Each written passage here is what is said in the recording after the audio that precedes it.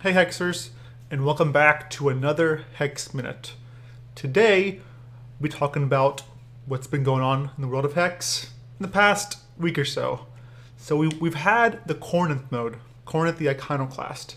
It came and went, and apparently you guys really loved it because there were a ton of matches, tons of games, and a lot of winners. So Hex has decided to bring it back.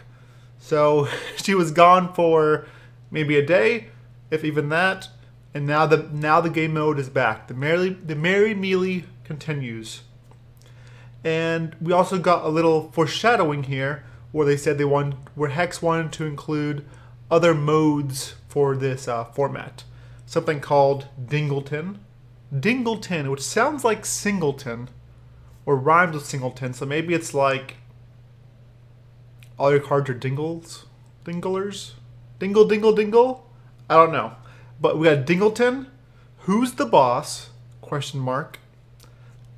I have no idea what that game mode will be.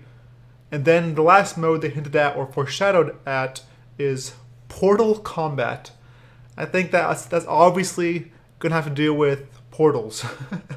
I imagine maybe Corinth only makes portal cards and gives them to you so that you can random while you random.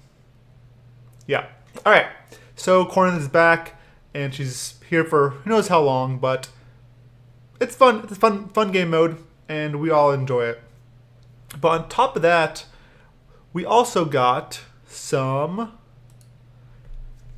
else coming up. We have the big tournament, which is the Cosmic Crown Showdown. The top 64 players in Limited and the top 64 players in Constructed have qualified for this event, and this is this Saturday. So it'll be a total of 120 players competing for $5,000 in prizes. This is... Here we go. Hold on. Let me put it on top of my head. Get it? Cosmic Crown? Yes. Okay, anyways. So this is the Cosmic Crown Showdown. It will be the best players competing against the best players. And this is the last one that will for sure be guaranteed to give money out. After this, we're not sure what's going to happen. Hex has not announced yet how the future Cosmic Crown Showdowns, how they will, like what we'll get as a reward. So, we'll see. But this one will have, obviously, we'll have money prizes, so make sure to watch that on Twitch. I'm sure someone will be showcasing that. But more importantly, it's not really more important, but we had an update to the watch and ban list for Standard. While nothing was banned in Standard, we did have Mordrim's Gift removed. Mordrim's Gift is now off the watch list, so it is good to go. It is safe, so you can wave it goodbye. Goodbye, Mordrim's Gift. But we had other ones added to the watch list. My boy, Rowdy Piper, is now on the watch list. Rowdy Piper is a powerful card. It enables, obviously, as we know, combos. It's a huge part of Sugar Rush. It's what makes the deck tick and allows you to win basically after you play him. If you time it right, you can play him, consult the Talons, and maybe Mastery of Time, and then just over the course of two or three turns, win the game. So now we have our boy Rowdy Piper on the watch list. But he's not the only one. Scribe of the Flayed Man has also joined Rowdy Piper to the watch list. This is 2 cards from the newest set. So this is kind of scary because obviously you don't want to put cards on the watch list that you just released, but these cards can prove to be a problem in future sets. So for example, if Scribe of the Flayed Man is hindering you from printing a card that costs like 8 or 9 or 10 resources in the next set, that does something cool when you actually pay for it. But if you're cheating it into play with Scribe of the Flayed Man, that kind of restricts the design process and what you can and can't make in the future sets. So I can understand why Scribe is on here. Obviously, like turn 4 Psychic Ascension or turn 4 Doombringer Ka without anything else is it's pretty busted. So understand why that's on there. So we have Roddy Piper, Scribe of the Flayed Man, joining, don't forget, Eternal Seeker,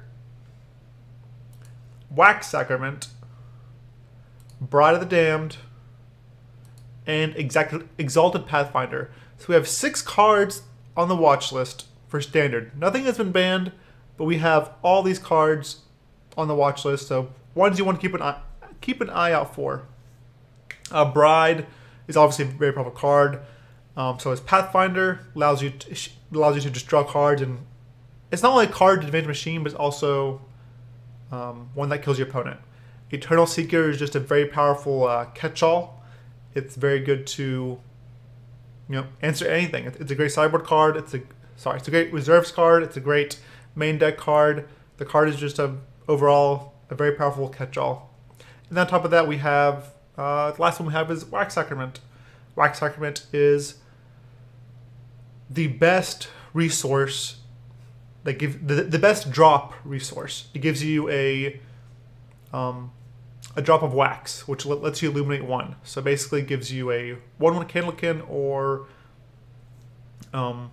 gives all your Candlekin +1/+1.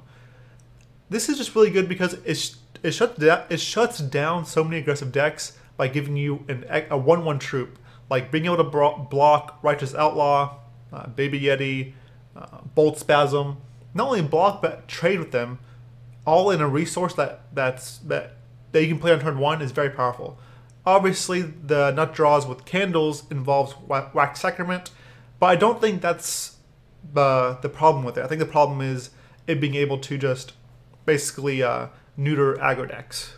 So those are the cards that are on the watch list. Let's click them out of here. Goodbye.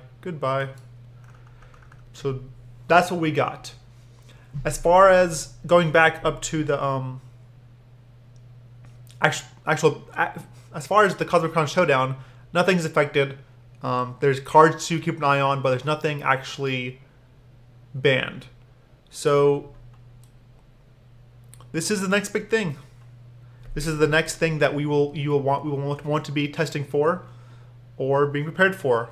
The Swiss formats will be constructed, while the topic will be limited. I'm actually going to be streaming, hopefully soon, after this video goes up. We'll be streaming some testing come Thursday, maybe Friday. I'll be on Twitch. Make sure you follow. I'll be streaming some decks so I can see what deck I want to play for the CCS/Cosmic Crown Showdown. Okay, well, that's basically about it for now. Hopefully next week we get more insight on the Cosmic Coins. Hex briefly showed us things you could buy. So far we saw 3 PvE cards and 1 alternate art Doombringer Ka. We've also seen the coins and the battle board. But hopefully we get like a release date for that, or sometime it's going to come out. But that's it. That's all we have for this video of Hex Minute, or this time for Hex Minute. We've reached our time. So I'll see you all on Twitch, hopefully, or maybe we'll get paired during the Cosmic Crown Showdown. Until then, catch y'all later, and I'll see you guys.